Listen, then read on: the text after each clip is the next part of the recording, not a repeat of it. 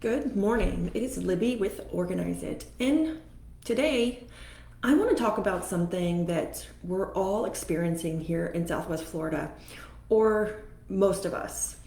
And so it's our allergies. And so um, it's spring, it's allergy season, and the pollen is at an all-time high. So I don't know if you go outside and you've seen your car and your car looks completely yellow or green, full of pollen with a film over it.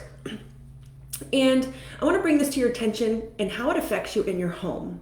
So I personally suffer from allergies. On a scale of 1 to 5, my allergies were a 5 to all dust, all dander, trees, pollen, you name it. It's a 5. And so I wanted to just jump on and share with you guys some tips on how can I help my allergies inside my home. There's very little we can do outside, but what can we do inside our home to really help our allergens and help us from having these constant runny nose, sneezing, headaches, watery eyes. And so you're not alone, and I just wanted to jump on and share some things with you. So I'm not sure if you know that 40% of adults and 30% of children suffer from allergies. And this can affect us, everything from our heart rate to our blood pressure. And so we really want to make sure that we're paying attention to our allergies. Mine were so bad that I actually made a life-changing choice to cut out certain food. And that really helped my allergies. It did not take it 100% away, but they're tolerable now without taking medicine. I just have to really watch certain things and what I come into contact with. But I want to get back to our home and how can we really help our home and ourselves when it comes to spring. So I was on the other day saying, open your windows for spring cleaning to air out the house. And we want to do that, but at the same time, we want to be conscious of opening up our windows here in Southwest Florida because it's going to let all of the pollen in our home. And so we want to watch keeping our windows closed. And if we open them to air out the house, we will need to do a once over, wipe it down, change the air filter, do all that good stuff.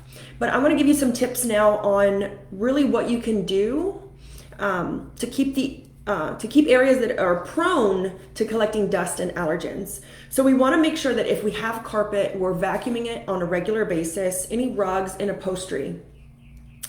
I really suggest having a HEPA filter in your vacuums. And also, this is a big one, washing your bedding often. We typically don't wash our bedding often enough, and this is where dust, dander, those little creepy crawly mites that they talk about that we can't see crawl around really affect our allergies. And so we want to make sure we're washing our bedding with hot water often. And being conscious of that, it may not look dirty, but trying to have a routine where you're doing that like every Sunday or every Saturday, and it becomes this routine where you're washing your bedding often, at minimum once a week during these high allergy season. And then you also want to look at getting dust-free or waterproof pillowcases. So they have dust-free pillowcases where you cannot, like it will not let the dust or dander or even moisture get into that pillow. So they can be super helpful. Those really helped me as well personally. So you just want to make sure that during this season, if you do suffer from allergies, that the home is being cleaned really often to help clean up the surfaces where the pollen and dust can settle. And you really want to make sure that the dust, the pollen, and the pet hair are getting removed from the surfaces and the floors, because all of the pollen, dust, and pet hair tend to settle on all of our flat surfaces. And so those are the easiest and quickest areas in the home to clean.